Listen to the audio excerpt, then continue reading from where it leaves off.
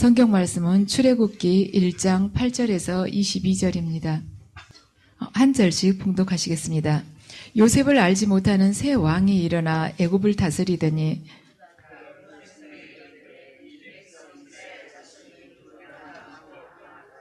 자, 우리가 그들에게 대하여 지혜롭게 하자. 두렵건대 그들이 더 많게 되면 전쟁이 일어날 때 우리 대적과 합하여 우리와 싸우고 이 땅에서 나갈까 하노라 하고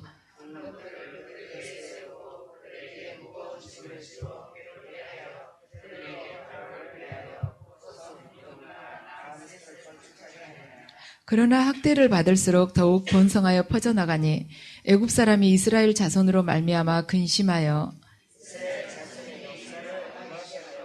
어려운 노동으로 그들이 생활을 괴롭게 하니 곧 흙 이기기와 벽돌 굽기와 농사의 여러 가지 일이라 그 시키는 일이 모두 엄하였더라.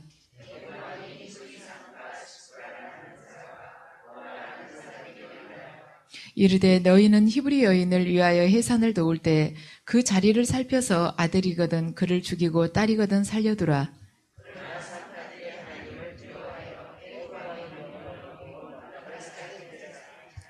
애굽 왕이 산파를 불러 그들에게 이르되 너희가 어찌하여 이같이 남자 아기들을 살렸느냐.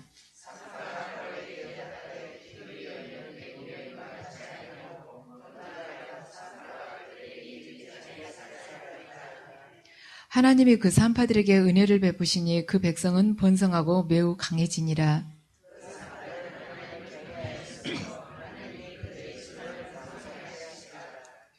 그러므로 바로가 그의 모든 백성에게 명령하여 이르되 아들이 태어나거든 너희는 그를 나일강에 던지고 딸이거든 살려두라 하였더라. 아멘. 이 시간에는 출애굽의 목적에 대해서 말씀을 드리겠습니다. 하나님의 백성들에게 하나님의 위대한 구원을 가장 생생하게 전하고 있는 책이 바로 출애굽기일 것입니다. 그래서 우리가 출애굽의 신앙을 붙들 때 우리의 그 본질, 나의 정체성에 대해서 제대로 깨닫게 되고 또한 하나님의 능력을 생생하게 알 수가 있습니다. 그래서 이스라엘 백성들은 지금 애굽에서 노예가 되어서 절망 가운데 살고 있었습니다. 그런데 그 노예가 되어서 살아가고 있는 것도 힘든데 지금 이스라엘 백성들이 숫자가 기하급수적으로 불어나니까 바로가 거기에다가 또한 더 힘들게 말하자면 노동을 가중을 시키고 있습니다. 그래서 이들이 애굽에서 말하자면 자유를 얻어서 축복된 백성으로 살아갈 수 있는 가능성은 더 미미하게 되었습니다. 근데 하나님께서는 이 노예 백성들을 거기에서 해방을 시켜서 그들이 조상들과 맺었었던 그 언약을 다시 말하자면 확인하면서 그것을 지켜주고자 지금 하고 계십니다. 그래서 당신의 능력으로 이들을 건져내 주신 것입니다. 그래서 우리가 믿는다 하면서도 세상이라는 애국, 부와 명예와 권력으로부터 지금 현재 노예가 되어서 살아가고 있는데 우리 힘으로 거기서 말하자면 노예 생활에서 탈출하기는 굉장히 어렵다는 것입니다. 하나님의 은혜가 없이는 우리가 거기서 빠져나오기가 어렵다는 것을 지금 출애굽기는 알려주고 있습니다. 그래서 믿음이라는 것은 단순히 하나님에 대한 종교나 신앙의 믿음이라는 것이 아니고 하나님의 말씀에 순종하여서 우리가 얼마나 위대한 삶을 이 땅에서 살아가는가, 바로 그것이 우리가 그 하나님의 말씀 그대로 살아가는 그 삶이 바로 믿음이라는 것입니다.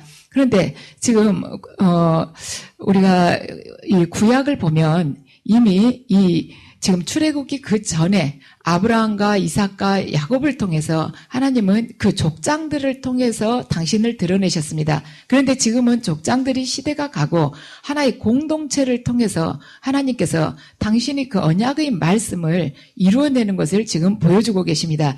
그래서 이 공동체를 통해서 구원이라는 것이 어떻게 이루어져 가고 있는가, 그걸 지금 이 출애굽기를 통해서 당신께서 보여주고 계십니다. 그래서 이 민족이 그 압제하, 바로의 그 압제하에서 어떻게 해방을 하며 하나님의 능력으로 그 광야길을 어떻게 이겨내면서 걸어올 수가 있으며 또한 그 광야에서 하나님과 이 이스라엘 백성과 어떠한 관계가 맺어지면서 결국에는 그들이 가나안에 입성하게 되는가, 그걸 보여준 것이 바로 출애굽기입니다. 그래서 하나님께서는 이 애굽에서 잘 살고 있는 이들에게 그냥 그들에게 애굽으로부터 탈출을 하라고 하면 안 나오죠. 그래서 그들을 어떻게 할 것인가, 지금 그것부터 지금 1장에서 어떻게 해서 그들이 애굽에서 탈출하는가를 할 수 있는 그 계기를 지금 1장에서 보여주고 있는 것입니다. 그런데 이들이 어떻게 해서 애굽에 들어갔는가, 그냥 또 애굽에 들어가지지가 않죠. 가나안 땅에서 지금 애굽으로 들어갔는데 그 애굽으로 하나님께서 몰아넣으시기 위해서 지금 흉년이라는 그러한 기근을 사용해서 이스라엘 자손을 애굽으로 불러들이고 계십니다. 그래서 출애굽기는 하나님 구원의 기록이며 하나님 나라가 어떻게 시작되는가를 지금 보여주고 있습니다. 그래서 하나님 나라는 거창하게 시작되는 것이 아니라 아주 소수인 70인으로 시작이 됐습니다. 출애굽기 1장 5절을 보면 야곱의 허리에서 나온 사람이 모두 70이요 요셉은 애굽에 있었더라. 지금 요셉만 애굽에 있었다는 것입니다. 그리고 나머지는 70명은 애굽에 없었다는 것이에요. 그러면은 이 70명이 어디서 나타났는가? 이들은 가나안 땅에서 떠돌아다니고 있습니다. 그런데 가나안 땅에 떠돌아다닌 사람이 이 70명만이 아니라 다른 사람도 많이 있었을 텐데 이들이 다른 사람하고는 틀렸다는 거예요. 뭐에서 달랐느냐? 이 사람들은 하나님의 약속을 붙들고 떠돌아다닌 사람이었다는 거예요. 이 70명은 가나안에 많은 부족들이 있었는데 그들과 구별된 것은 뭐냐면 이 70명이 구별된 것은 가장 확실한 것은 하나님 약속의 그 말씀을 붙들고 떠돌아다녔다는 것입니다. 우리들 또한 마찬가지예요. 이 세상에 많은 사람들이 있습니다. 각자 자기가 추구하고 있는 것이 아주 다양하고 많아요. 그런데 우리도 또한 하나님으로부터 직접 부르심을 받기 전까지는 떠돌아다니고 있었어요. 떠돌아다니고 있었는데 우리는 믿는다면서도 떠돌아다니는 사람들이었습니다. 그런데 뭐가 다른가? 하나님 약속의 그 말씀을 붙들고 우리도 떠돌아다닌 사람들이었습니다. 근데 그 우리를 하나님께서 당신께서 정하신 그 시점에 우리를 강권적으로 불러내신 것입니다. 그래서 하나님의 약속은 우리들을 거기서 불러내서 하나의 그 새 예루살렘이라는 당신의 나라의 그 도성의 시민이 되게끔 하신다는 것입니다. 자, 그러면 이 시대를 사는 우리들에게 하나님께서는 출애굽이라는 이 사건을 통해서 우리가 어떤 메시지를 받아들이기를 원하고 계시는가, 그것에 대해서 세 가지로 말하자면 요약을 해서 말씀을 드리겠습니다. 첫 번째로는 죄악과의 단절을 지금 원하고 계십니다. 하나님께서 보시기에 가나안이라는 땅은 굉장히 음란한 곳이었습니다. 그래서 거기에서 이스라엘 백성들이 순수하게 남기는 어려운 것입니다. 그런데 애굽은 또한 우상 숭배가 심했습니다.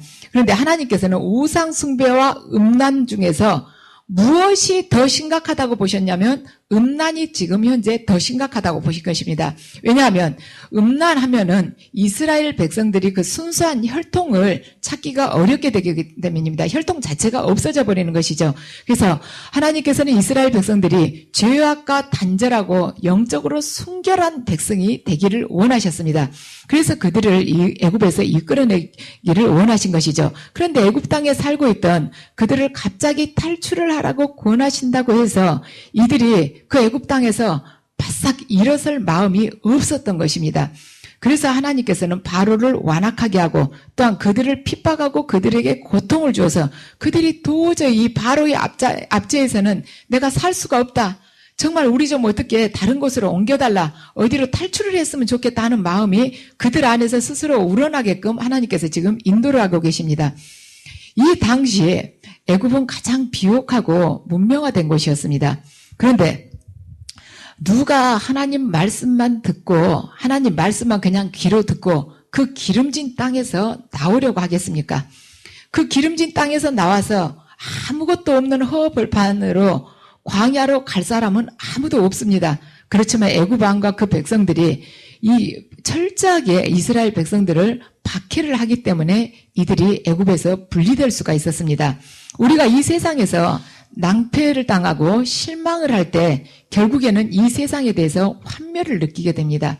그래서 이 세상에서 두 손을 들고 나오게 되는 것입니다. 만일 이 세상이 정말로 좋다면 무엇 때문에 우리가 하나님 앞에 나오겠습니까? 그래서 하나님께서는 지금 이 출애굽을 보면은 지독한 바로를 사용을 해서 지금 이스라엘 백성들이 애굽에서는 나는 도저히 살 수가 없겠구나 하는 것을 깨닫고 하나님 앞으로 나오도록 지금 유도를 하고 계십니다. 우리에게 말하자면 바로란 병마일 수도 있고 내가 사업에 실패했을 수도 있고 또한 실직일 수도 있고 내 자녀로 인한 문제일 수도 있습니다. 그리고 내 배우자가 하는 일마다 다 막혀가지고 도저히 올 데 갈 데 없는 그러한 궁지의 몰림이 바로 바로의 압제일 수도 있습니다. 우리가 그것이 없다면 뭐하러 기름지고 비옥한 이 현실 속에서 거기서 나와서 그 하나님 말씀이라는 그 칼날같이 무서운 들어가면 들어갈수록 두렵고 불순종하기가 어려운 그 말씀 앞에 설 수가 있겠습니까? 그렇지만 우리의 그 숨막힐 듯한 그 환경 안에서 우리가 도저히 내 힘으로는 할 수 없으니까 두 손을 쳐들고 하나님 앞에 나오지 않습니까? 우리 중에 그 어느 누구도 아무 일도 없이 평강하고 행복한데 하나님 말씀을 섬기기 위해서 이 세상 것 다 내려놓고 하나님 앞에 나올 사람은 없습니다. 내가 모든 것이 충족됐어요. 세상 사람들 다 나를 부러워하고 있습니다. 밖에 나가면 다 나를 존경하고 나에게 찬사를 보내고 있습니다. 그런데 내가 어느 날 느닷없이 하나님 말씀 너무 사모한다고 그러면서 하나님 앞에 나오는 사람 간혹 있을 수 있습니다.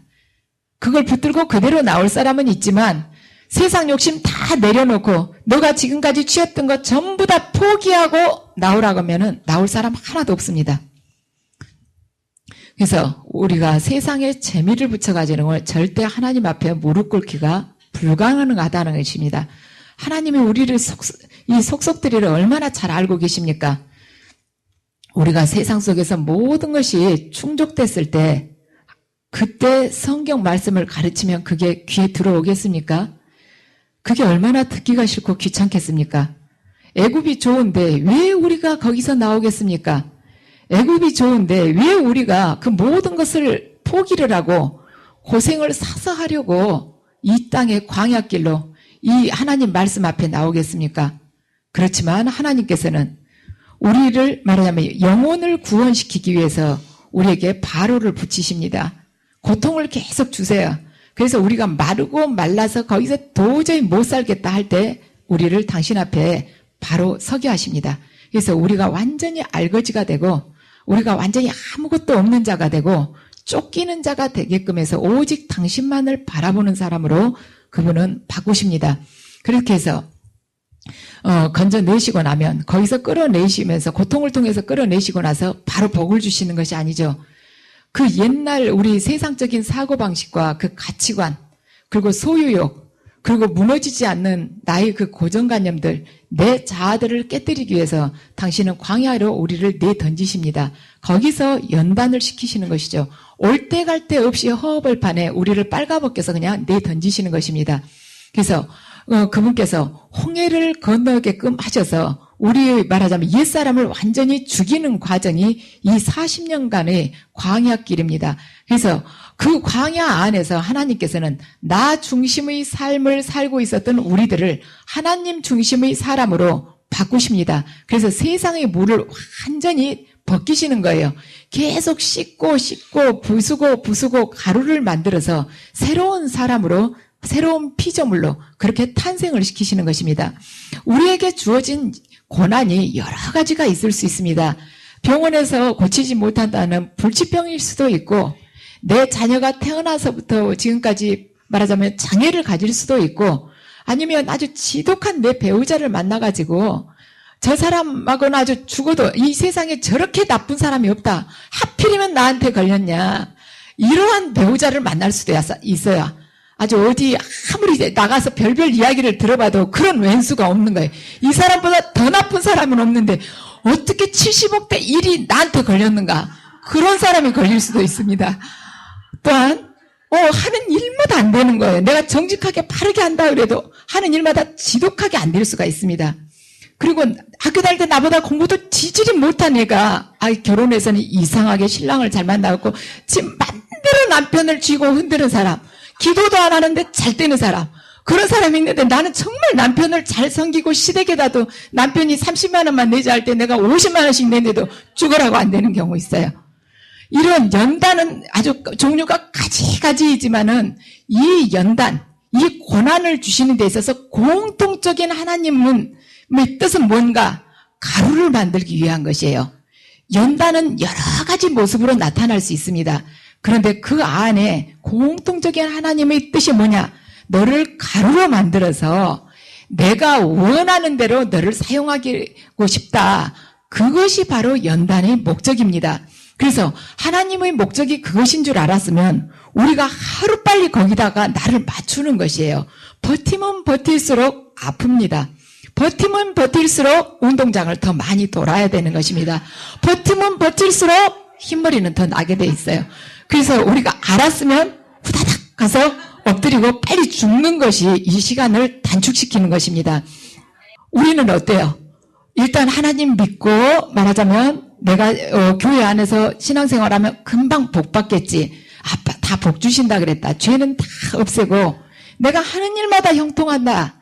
내가 마음 먹으면 언제든지 승진을 시켜주고 내가 기도만 하면 하나님께서 내 원한 대로 승진도 시켜주고 부자도 만들어주고 내 자식 대학도 잘 가게끔 해주고 그러고 나서는 또 직장에서 금방금방 좋은 직장에 취직하게 해주시고 자기보다 훨씬 나은 배우자 만나게끔 해주고 이러실 것이다. 그것이 아니죠.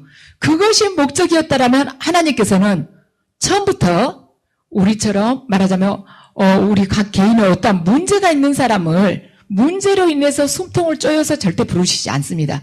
처음부터 부자를 택하시고 처음부터 지위가 높은 사람을 택하시고 처음부터 사회에서 출세한 사람, 처음부터 아주 잘생긴 사람, 그런 사람을 택하실 것입니다. 왜 하나님께서 부서질 대로 부서진 사람을 불러오시겠습니까? 그 사람 불러놓으면은 그 옛날에 자기가 잘 살았는데 지금 현재 망해놓은 그 상태를 가지고 얼마나 원망을 하고 불평을 하고 옛것을 뒤돌아본지 아십니까? 말하자면 롯의 부인이 그랬지 않습니까? 그 옛날 곧 저기서는 멸망이 돼간다 해도 옛날 그걸 쳐다보는 것이에요. 그 옛것을 좀 더 챙겨갖고 여기 올라왔어야 되는데 깜빡 잊었네. 이러면서 과거에 대한 그 미련을 버리지 못한 우리들을 왜 택하셨겠습니까? 아주 몇 대째 계속 부자로 살아온 그 사람 택해오시면 돈 가지고 그렇게 왕왕되지 않을 텐데 지금 쫄딱 망해가지고 길바닥에 앉게 됐습니다. 이런 사람을 택해가지고 하나님이 얼마나 괴로우시겠습니까? 근데 하나님께서는 우리를 고난 중에서 택하셔서 옛것, 세상 것을 다 거두어내십니다. 그래서 당신만을 사랑하는 순결한 영혼으로 바꾸시는 거예요. 다시는 세상과 욕망과 권력과 가늠하지 못하게끔 하나님께서는 고통을 통해서 우리를 쥐어짜고 쥐어짜십니다. 그래서 당신이 원하시는 새로운 피조물, 하나님의 영으로만 충만한 그 피조물로 바꾸기를 원하십니다. 그래서 하나님의 계획에 의하면 이스라엘 백성들은 반드시 죄악의 노예 상태에서 해방되어서 죄악된 그 세상과 분리되는 그 체험이 필요했습니다. 그래서 그들이 우상과 음란으로 가득 찬 그 세상을 정복하는 자로 변하는 것이 하나님의 목적이었습니다. 결국에는 애굽에서 탈출하여서 가나안 땅으로 이들이 입성하게 되는 것이죠. 그런데 그 입성을 시키면서 그 가나안의 그 음란하고 우상 숭배하는 그 민족들을 정복하게 하시는 것입니다. 그래서 우리들을 불러내는 목적도 똑같아요. 우리들을 하나님께서는 애굽이라는 이 풍족한 세상, 기름진 땅에서 불러내어서 당신이 말하자면 형상을 닮은 말하자면 그런 품성을 갖춘 변화된 사람으로 이 광야길을 통해서 바꾸십니다. 그러고 나서 다시 말하자면 이 세상의 죄악이 가득 찬 그 애굽 땅, 가나안 땅으로 우리를 들여보내십니다. 그래서 거기서 악의 세력을 정복하게 하시고 거기를 하늘나라로 바꾸시는 것이 하나님의 목적입니다. 그래서 하나님께서는 우리들을 통해서 영적인 가나안을 건설하는 것이 당신의 뜻이십니다. 세상이라는 거대한 파도, 그것은 나를 접치려 하는데 내가 어떻게 이 미약한 내가 영적인 가나안을 건설을 할 수가 있겠는가? 내 자식도 하물며 내 자식도 지독하게 내 말을 안 듣는데 이 세상 속에 나가서 내가 할 것이 무엇이 있겠는가? 하지만 하나님께서는 우리가 그 가나안을 정복하고 그 가나안 땅에 있는 죄악에 물든 사람들도 출애굽시키는 그러한 주인공이 되기를 원하십니다. 오늘 이 출애굽기 1장을 보면 이스라엘 백성들이 얼마나 미미하게 시작했는가를 보여주고 있습니다. 그들이 그 미미한 백성들 70명으로 시작했던 그 이스라엘 백성들이 애굽에서 아주 지독한 압제를 받으면서 그 절망 가운데서 지금 말하자면 거기서 탈출하기를 원하고 있죠. 근데 거기에 미미하지만은 희망을 주는 부분이 있습니다. 애굽 왕의 압제 아래에서도 하나님을 두려워하는 사람이 있었다는 것입니다. 나를 짓누르는 어떠한 문제, 나를 두렵게 하는 업무라는 그러한 파도, 해일이 나를 덮친다 할지라도 내가 하나님을 두려워하면서 그 자리에서 본분을 다하게 되면 반드시 그걸 말하자면 뚫고 나갈 수 있는 힘을 하나님께서 주시고 그걸 통해서 우리에게 새로운 역사를 펼쳐주신다는 것입니다. 오늘 본문 15절에서 17절을 보면 애굽 왕이 히브리 산파 시브라라 하는 사람하고 부하라 하는 사람에게 말하여 이르되 너희는 히브리 여인의 해산을 도울 때 아래를 보아서 아들이면은 바로 죽이고 딸이면은 살려두라고 했는데 어떻게 기록되어 있습니까? 이 산파 둘이가 하나님을 두려워해서 애굽 왕의 명령을 어기고 남자 아기들을 살렸다고 합니다. 한 나라의 그 애굽 왕의 명령을 어기는 데 있어서 기폭제 역할을 한 것이 무엇이냐면 하나님의 말씀, 하나님 그분을 두려워했다는 것이에요. 하나님에 대한 두려움은 지혜의 시작이라고 합니다. 그래서 우리가 하나님을 두려워할 때 어떤 악의 세력에도 우리가 굴복하지 않는 자가 된다는 것입니다. 그래서 자기 목숨을 아끼지 않고 말하자면 양심을 지켰던 두 산파는 이스라엘에 있어서 영적인 부흥이 오게 하는 말하자면 이 도화선이 된 것입니다. 이들이 말하자면 이스라엘의 남자 아기들을 살려놨기 때문에 그 중에서 모세가 탄생할 수 있었던 것이고 그 모세를 통해서 하나님께서는 출애굽의 역사를 말하자면 당신이 뜻대로 이루실 수가 있었습니다. 그래서 그들에게 그 두 산파에게 있어서는 이 이스라엘 남자 아기들 살려준 것이 그다지 큰 일이 아닐 수가 있었습니다. 그들에게는 큰 일이 아니었을 수가 있지만 자기에게 주어진 그 일을 하나님 뜻에 따라 순종했을 때 이스라엘에게 있어서 구원의 아침이 되게 할 수가 있었다는 것이죠. 그래서 우리가 우리 자신의 위치에서 믿음을 지켜도 그것은 큰 빛으로 나타날 수 있다는 것입니다. 이들은 자기들이 남자아기를 살려놨지만 그 안에서 모세가 죽지 않고 살아나서 이스라엘을 이렇게 말하자면 구원을 할 수 있는 그런 부흥의 계기를 마련하리라고는 꿈에도 상상도 못했어요. 그것과 마찬가지입니다. 우리들 또한 내가 어떠한 하나님의 사명에 순종할 때 내가 했었던 그 일 중에 하나가 아주 큰 빛을 발하리라고는 우리들 아무도 생각하지 않습니다. 이 세상을 밝히리라고는 생각하지 않아요. 내가 빛은 빛이지만 성냥불이라고 다들 생각을 합니다. 근데 하나님께서는 이 산파의 그 행위에 당신께서 역사를 하셔서 이스라엘의 그 출애굽이라는 그 거대한 역사를 당신께서 친히 이루셨다는 것입니다. 그래서 제가 어제는 집에서 이제 옛날 8, 9년 전에 받았던 그 예언 말씀을 제가 쭉 써놓은 수첩이 있어요. 그것을 한번 꺼내서 읽어봤습니다. 정말 저도 기도하고 이렇게 계시를 받지만 어느 순간순간 굉장히 좌절이 될 때가 있습니다. 정말 이 길을 가야 되는가? 왜 하나님께서는 이렇게 더디신가? 숨이 막힐 때가 있어요. 그럴 때 가만 이제 이 성경을 생각을 해봅니다. 우리가 성경의 구약이든 신약이든 이 역사를 가만 생각을 해보면 딱 그 결론은 하나예요. 하나님의 말씀에 순종하는 자가 반드시 승리한다는 것입니다. 불순종한 자는 어떻게든 반드시 파멸을 하게끔 돼 있어요. 우리 사무엘 상하를 봤죠. 가만 유심히 보면 불순종한 자를 끝을 보면요. 의인의 손에 죽지 않고 거의 다가 악인의 손에 죽습니다.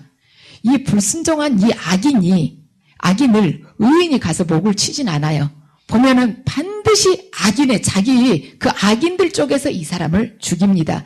그런데 우리가 하나님 말씀에 순종하게 되면은 언젠가는 하나님께서 말하자면 우리에게 승리의 깃발을 안겨주신다는 것이죠. 제가 이제 그 예언 말씀을 가만히 이렇게 날짜별로 써놓은 걸 읽어보면서 그대로 이루어졌구나. 그 말씀이 그대로 똑같이 지금 이루어졌구나. 그 예언 말씀을 들을 때 저는 무슨 뜻인지를 몰랐어요. 이런 비슷한 일이 있으려나 하고 생각을 했는데 그게 이렇게 이루어졌구나. 제가 8년 반 전에 어떤 예언 말씀을 드렸냐면 네가 영적인 체험을 할 것이며 어둠의 세계를 알게 될 것이다. 그런데 네가 그 체험을 하면서 많은 고통을 당하고 많은 눈물을 흘리게 될 것이다. 하지만 그 체험한 것을 가지고 네가 상담을 할 것이며 네가 말씀을 전할 때 그 진리들이 그대로 선포가 될 것이다 하고 말씀을 하셨습니다. 근데 저는 제가 이 자리에서 이야기하게 되리라고 생각도 못했어요. 그냥 주변 친구들한테나 그냥 이야기하게 될 걸로 생각을 했습니다. 그런데 지금 가만히 이렇게 보니까 그대로 이루어진 것입니다. 그리고 저희 아이들에 대해서도 너가 지금 네 아이들을 염려를 하고 있다. 네가 걱정이 두 가지가 있다. 하나는 네 딸에 대해서 걱정을 하고 있고 하나는 네 아들에 대해서 걱정을 하고 있다. 그렇지만 걱정하지 마라. 내가 네 아이들을 친히 인도할 것이다. 그래서 결국에는 그들이 푸른 초장으로 들어가게 될 것이다. 저는 그 이야기가 그냥 보통 우리 편안하게 주고받는 이야기인 줄 알았습니다. 다 하나님께서 사람을 인도하시죠. 그런데 그 인도하신다는 그 말씀 안에 이렇게 많은 고난이 있는 줄을 몰랐어요. 그래서 인도를 하신다면 그냥 따뜻하게 이렇게 품으로 안고 딱 가신 줄 알았죠. 그런데 그렇게 깨뜨리고 많이 부수고 그렇게 좌절해야 되는 그런 많은 사건들을 그 인도하신다는 인도라는 그 단어 안에가 그렇게 많이 포함이 된지 몰랐습니다. 여러분들 인도하신다는 아마 예언을 들으신 분들 꽤 많으실 것입니다. 인도하신다는 그 말씀 안에 여러분들 반드시 고난이 있다는 것을 기억하시기 바랍니다. 제가 지금 생각해 보니까 하나님께서 인도하신다는 그 말씀 안에 이렇게 많은 걸 이뤄야 됐구나. 저는 훈련을 통해서 이룰 거라는 생각을 했지만 이렇게 깡그리 다 부서지고 다 잃게 되리라고는 상상을 못했습니다. 제가 이렇게 바닥을 치고 이렇게 말하자면 제 힘으로 아무것도 할 수 없을 만큼 회복 불가능에까지 낮추시리라고는 상상을 못했습니다. 그렇지만 하나님께서 우리가 옛것을 조금이라도 남겨놨을 때 당신께서 옛것을 좀이라도 남겨놨을 때 반드시 우리는 그걸 붙잡고 거기다가 또 이 성냥불을 막 지펴보려고 애를 쓸 것이라는 거, 세상 방법을 또 거기다가 동원시키리라는 거 하나님께서는 아십니다. 그래서 우리 안에 있어서 우리를 당신의 일꾼으로 만들기 위해서 세상 것을 완전히 깡그리 없애버려야지 우리가 두 번 다시 거기를 쳐다보질 않습니다. 그리고 내가 얼마나 무력한 자인가를 그때 깨닫게 되는 것이에요. 내가 수십 년간 이루는 것을 당신께서 부수실 때는 한순간에 그냥 박살을 내십니다. 날짜를 걸려서 한 달, 두 달 걸리면 우리가 또 붙잡고 막 금식하고 이러면 곤란할 것 같으니까 그냥 생각할 새 없이 그냥 팍 무너뜨리시는 거예요.